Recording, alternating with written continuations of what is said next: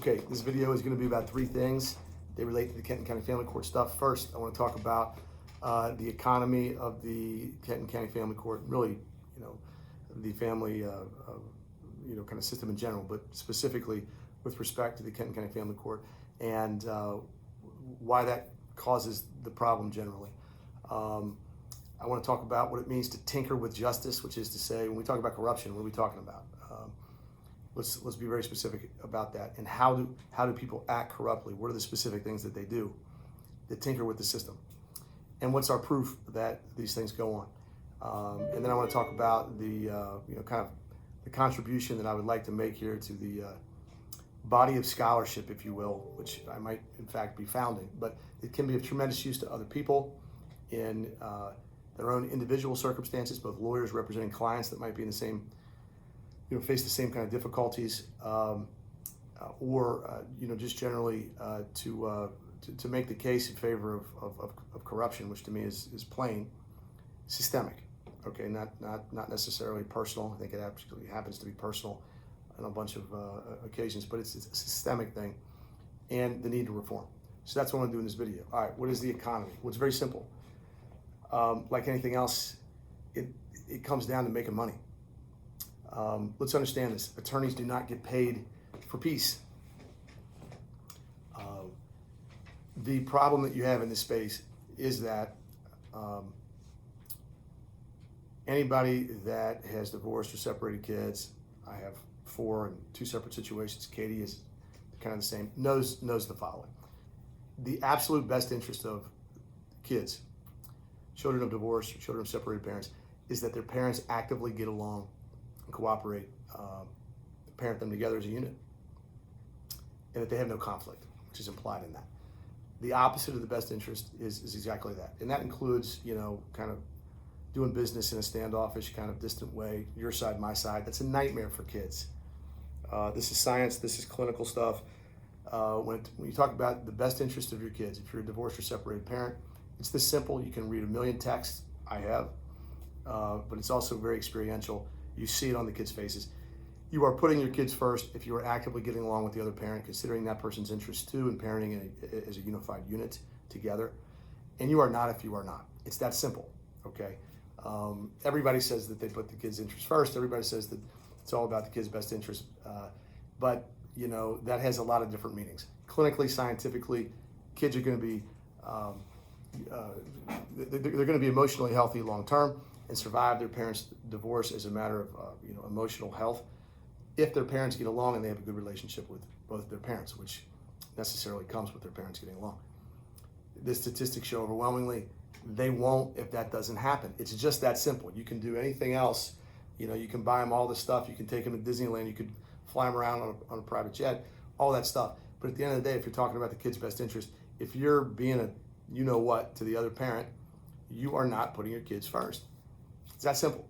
Now, a lot of people will take a lot of money to tell you something different, and that's part of the problem. But that's the practical reality. The opposite of the kid's best interest is parents warring, but that is what attorneys make money on. There's naturally an incentive to create warfare and to create the revenue stream that comes therefrom. That is how attorneys make money in this space. I don't want to paint with too broad a brush, and I want to be careful here, so I'm generalizing. Okay, plenty of great family court practitioners out there, but it is that revenue stream that flows downhill and feeds so many families and creates other industries like custody evaluators. These are people that get paid to be expert witnesses to come in and say this parent's better than that parent, all this stuff. All of it not only premised on, but feeding the conflict between parents. The more conflict between parents, the more revenue generated, and so on and so on. So, custody evaluators, child counselors and expert witnesses that get paid to testify and otherwise be involved in this stuff. Even guardian ad litem to some extent, since they get paid by the parties in the case. So everybody has an incentive for this to be a total train wreck. Everybody but the parents and the kids have an incentive, an economic incentive, a direct economic incentive to fight. it should not surprise that that is what happens, because people make money off this. That's the problem. And it is a mini economy to an extent that I had no idea. That is at the heart of this. Okay, well, how does that set the table for corruption? Well, it should be obvious, okay? Most especially in this space where the law provides for the reallocation of legal fees to a greater extent than in other areas of the law. Let's just speak plainly. If you happen to have a hookup at the court who is in a position to, influence or even write judicial rulings, and you are an attorney, let's be very clear what you have there. You have a opportunity to make a lot of money. We can all agree that is problematic on its face, and hopefully we can all agree that if there are if cases aren't being decided on the facts and law and issues about whether somebody is deserving of attorney's fees or not, and there are cases and circumstances where they are, not on the basis of the facts and law, but on the basis of creating a separate private revenue stream for domestic court lawyers, hopefully we can all agree that that's not good. One of the most troublesome things that I have seen, subtle but troublesome, in my cases, is the practice of awarding attorney's fees, yes, awarded against me, part of the no less than 13 appeals that are now pending. Katie, 13? Katie says 13. To the attorneys directly. To the attorneys directly. I have to say, I have never seen that as a practice in my career. I'm not saying it's not necessarily lawful. I do think it's fair to say it is weird. And for that to be the norm down there is extremely troublesome to me. It raises a whole bunch of questions, one of which is, if the attorney is getting the payment directly from the other side, are they crediting their own clients the value of those attorney's fees? Something tells me in my cases that that's probably not going on. Does that raise questions under the applicable ethics rules? I don't see how it doesn't. Now, I don't have that problem because I have the problem of being the payor and not the payee, at least until these things are reversed on appeal, and a lot of them will be. All of them, I would think. But anyway, that is at the heart of this issue. All right, now what does it mean to tinker with justice? How can somebody tinker with the machinery of justice? I've used this saying many times. Ben, what do you mean by that? That's just like a bunch of syllables and a bunch of words that you say, and you just talk a lot, man. You just talk. What is that? Well, here's what I mean. That's what I mean by corruption, right? So it shouldn't surprise that most corruption in this world does not take the form of overt corruption, where people come out from, say, judicial chambers and wear a shirt that says, I am going to engage in corruption today. I did something, a favor for an attorney that I don't do for other attorneys, okay, which is wrong. Let's make no mistake, under the rules, it should be obvious that that's wrong, okay? But we haven't left it for obviousness, we lawyers, right?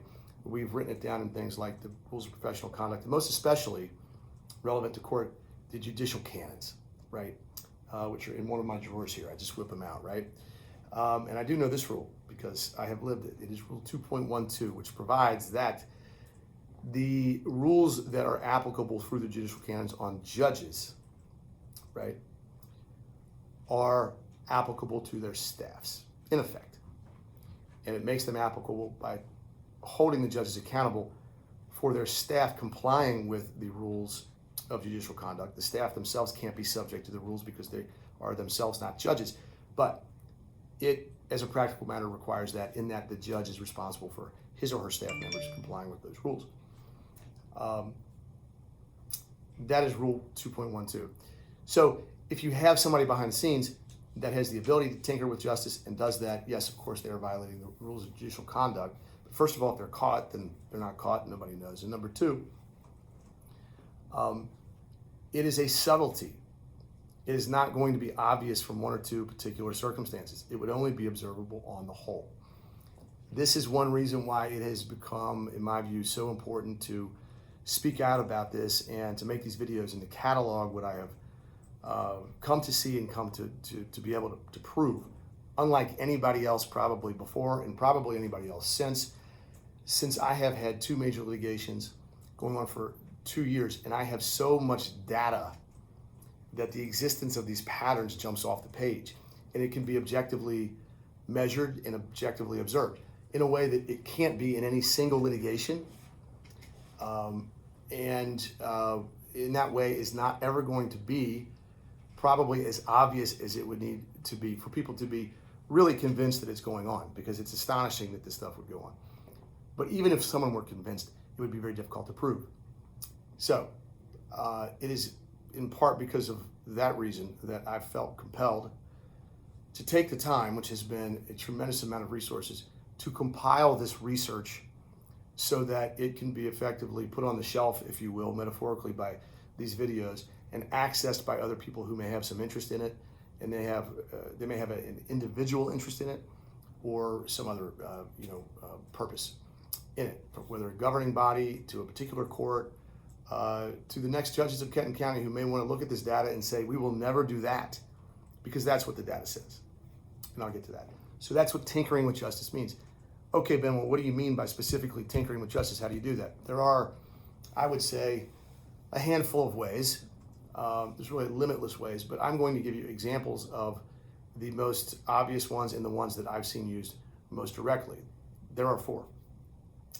One example is the practice of essentially manipulating the time that it takes for a order to be issued by a judge, which means written and signed by the judge, until when it is entered, at which point it is a matter of public record and is typically issued. Now, whether a judicial order signed by a judge not yet entered is effective or not, there's probably law on that. I probably think it is. But as a practical matter, no one's going to know about it, okay, until it gets entered. It doesn't get processed really until then. So if you are in a position to affect that length of time, you are in a position to affect justice once you understand the implications of shortening or elongating that time. So that is a practice that we have routinely observed, and that's one thing that you can tinker with. Now, that's interesting because the orders are entered in the clerk's office, which is not part of the judge's chambers. They are issued and signed. They're written and signed in the judge's chambers, but they're not entered there. They have to be taken to the clerk of court's office. So it is perfectly natural that there is a delay there of some extent. And at times maybe more of a delay than other times. But that delay on the whole, on the overwhelming whole, should not be meaningfully different for different litigants.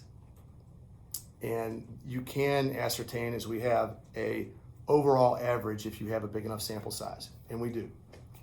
In my particular cases, we have 130 approximately orders, and it's evenly divided actually between the two, more or less, almost exactly to my surprise.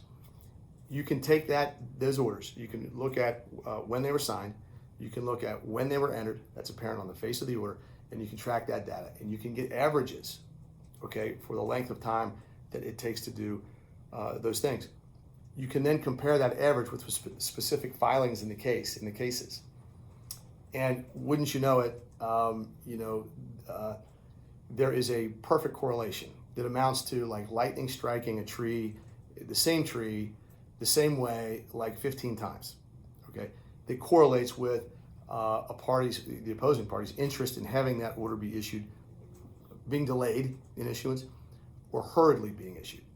So that's one aspect of justice that can be tinkered with. What else? Another one is that in this court, in the Kenton County Family Court anyway, the practice of when motions are scheduled for a hearing is variable. I don't know why that is. I've never seen that in a court, to be honest with you, but I practice in the federal courts, and here's how we do motions. The party files a motion, and it gets heard, okay? And you go in order, and it kind of doesn't make sense to me that you wouldn't go in order, but that's not how it's handled down there. Now, there's a lot of problems with this, but the biggest is that if you have somebody at the controls, that can cause somebody's motions that are going to be heard to be heard at a distant time in the future or quicker in time. Kind of the same phenomenon as with the issuance entry issue. You can absolutely manipulate the wheels of justice in obvious ways. An example of this in my particular case happens to be that there's been a motion pending about where my daughter's going to attend high school for about a year now, I think, almost. If this were up to me, if all of this were up to me, it would be two parents sitting down and working this out. But it's not up to me, okay? I can't make those decisions for the other side. So unfortunately, these have to be litigating in court. Totally disagree with it, think it's the worst thing ever, but that's not my call. Well, I filed a motion to have this issue brought before the court a year ago when my daughter was like halfway through her 8th grade year, and she is now 3 months into high school, and I'm pretty sure that we have decided where she's going to go to high school. But what has happened there, in effect, is that through the scheduling of that motion at a point in time at which the relief that I sought could no longer, as a practical matter, be granted, the motion was effectively denied without being heard. And that is just one example of one way that you can tweak, you can tinker with the wheels of justice to affect an outcome for one side or the other without directly affecting that outcome. Another example is findings of fact. Okay, I've made a lot of mention of this on my videos because I had no idea how dramatically these were being contorted. So the court is really not fond of me. So that's really good for our lab experiment, because what it means is that the court has just gone off, and by the court I mean the staff attorney that writes these things, not the judge. And I've been careful to make clear that as an overwhelming matter, okay, almost everything that I'm talking about has happened outside the purview of the presiding judge. This is like the deep state stuff. These are administrative actors that have been down there a long time that have swollen with imaginary power that for whatever reason, relevance or quid pro quos, and I have no evidence directly of anything like that, they're in a position to affect outcomes. And there are relationships between the people who have their hands on these levers of influence and can tinker with this, can tinker with that, and in so doing, essentially cause outcomes or help one side or the other. And when there are relationships, especially deeply ingrained relationships at that level with these people, that translates to an ability to affect litigation, and you have favorites being played, and it's completely wrong. Okay, and don't let anybody tell you any different. So that's another example. It's findings of fact. We have, in my case, 120 combined findings of fact in just 2 orders alone. And if you take those findings of fact, if you put them down, just read what they say, and they describe the evidence, right? And then you look at the actual evidence as it was, as it came in, either the document in question or a witness's testimony. All evidence is one of 2 things: people or things. Okay. You look at that evidence and you look how it's described in the orders, compare the 2, and you can see a lot of this, it's just objectively wrong, which should really never happen. Okay. Now, people will make mistakes. There's good faith errors, for sure. And so, you would expect to see that to a certain extent. In my experience, maybe a 2 or 3% like objectively wrong rate would be something that would be probably on the high side for me, actually, but you would think would be within the bandwidth of a good faith actor making a mistake. In my particular cases, for example, the findings of fact, first of all, I think anybody could read them and understand that whoever's writing these things is not neutral, okay, is driving an outcome a certain way.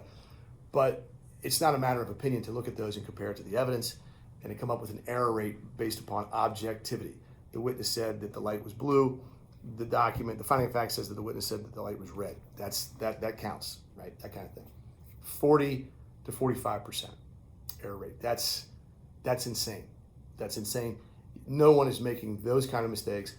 I hope about things of this magnitude that affect people's lives that much to that extent by accident, and we all know it. So that's another example.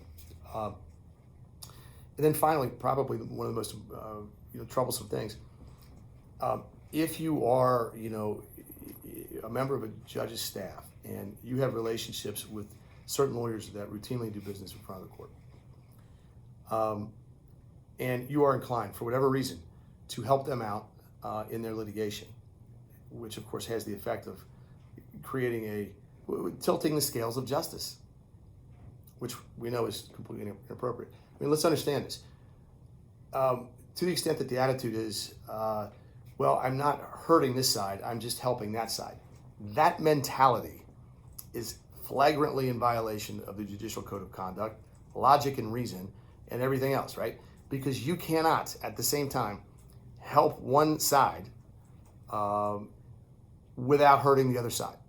This is, in fact, what the scales of justice are, right? One goes up, one goes down, right? So to the extent it is that mentality that prevails, and sometimes I feel like it might, it is 100% wrong, 100% illogical, and fundamentally 100% in violation of the applicable rules. It's unlawful. It's also stupid. So that is an important thing. But this idea of changing court orders is a deeply disturbing thing. You have to understand how court orders are issued. Kind of like if you think of it as a fetus that doesn't get birthed until a written order signed by the judge is entered of record by the clerk of courts. There's kind of 3 trimesters. The first is typically the court, not always, but typically the judge will announce his ruling from the bench. Okay, say what he's going to do. Okay, here's what I'm going to do. Okay. Not always, but most of the time for most hearings, you have some idea. Okay, and it's very frequent that, especially if you have heavily litigated matters such as myself, where you got all kinds of messes. Again, I would like to be doing anything but this. You're going to have a lot of orders, and the judge is going to strike that from the record. We're not putting that in there. Here's what we're going to do. Okay, there's some kind of announcement of the ruling. Well, that oral order of the court of the judge has no legal effect. No legal effect. It is a written order of the court that must issue after that ruling that has effect. So if somebody besides the judge is writing the orders in substance, the judge might be signing them, the judge might be presuming, naturally, reasonably presuming, that an order written up for the purpose of reflecting his oral rulings from the bench would necessarily comport with those rulings. It would simply affect in written form those rulings. Perfectly logical assumption. Given the volume down there, it's impossible. It's literally a matter of time and space continuum physics that the judge cannot read everything he's signing down there, and you have to be able to rely on your staff. But if you had a staff member who was in a position to draft those things and shape them a certain way, to put in a written order more or less or different than what the court orally ordered, you're changing the orders of the judge, and it is the written order that is going to be effective. Okay, so that's the second stage, is when the oral order kind of becomes written up and then signed by the judge, and then of course you have the entry of that order in the clerk's office, which may take some time. But if you are a staff member that writes these orders, and that's obvious and commonplace, and those who write them are well known. I mean, it's not like anybody is under any illusions that the judge himself or herself writes all of these things, especially in my cases when, like, these people just take, it seems like, days to write everything you could possibly say that's horrible about me in these orders. It's just not really necessary, by the way. It stands in marked contrast to the overwhelming majority of family court cases where you're trying to just write the minimum because you're so busy, right? So as my temperament and comments about the procedural integrity of the Kenton County Family Court have become more vocal and pointed, wouldn't you know it, the findings of fact and that blow me up become more and more and more pointed. So that's kind of how you tinker with justice. When we talk about corruption on a tangible basis, that's what we're talking about. Well, how have we sought to contribute to kind of the public knowledge about this and collect it and preserve it so that other people can use it and build on it and use it as a benchmark if need be? Well, here's how. We have 130 orders from 2 separate litigations, more or less evenly divided. That amounts to a really interesting sample size that will almost certainly never be replicated and almost certainly has never before. And from that sample size, from those orders, we have been able to essentially put it in the lab here, which is actually something that we have, and mine from it all of the relevant data, create norms and standards, and compare aberrational events and actions to the norm so that we can essentially in that way prove that it is abnormal. Now, just because it's abnormal doesn't mean that it's corrupt, but you have so many abnormalities happening that happen to benefit certain people and only certain people over a certain period of time. At some point, it's not an accident. So that is the data that we have. We've endeavored to put that together. It's still coming together. I will make some individual videos about it. It will be made available to the general public. It will be made available through my law office. It will be put into the court record. It's actually proof, obviously, in my cases, which have long since kind of like, in material regards, wrapped up. I get to be a dad. It's nothing, Now, there have been all kinds of penalties against me for talking about this stuff, to the tune of about $18,000 right now in sanctions and all that stuff. And it has generated, legions and legions of appeals, which is kind of what we're doing now. That's fine. That's the legal process. I made the decision to do this. I thought it was important as a matter of public directive. I can only do it with Katie's support. It's been a mountain of effort, just an absolute mountain of effort. And Katie has been been there with me, right? It just couldn't, it's not my effort. It's Katie's effort and my effort, and I think we're rather proud of it. Whatever it is this. Okay. Whatever people want to say about it is this. It is truth. Well documented, well proven, well chronicled, and well assembled. And the basic premise is that such proof can be valuable in so many ways, if we want to look at it. Now, that's where we are. That's what we're doing. Sorry to talk so long, but there you go.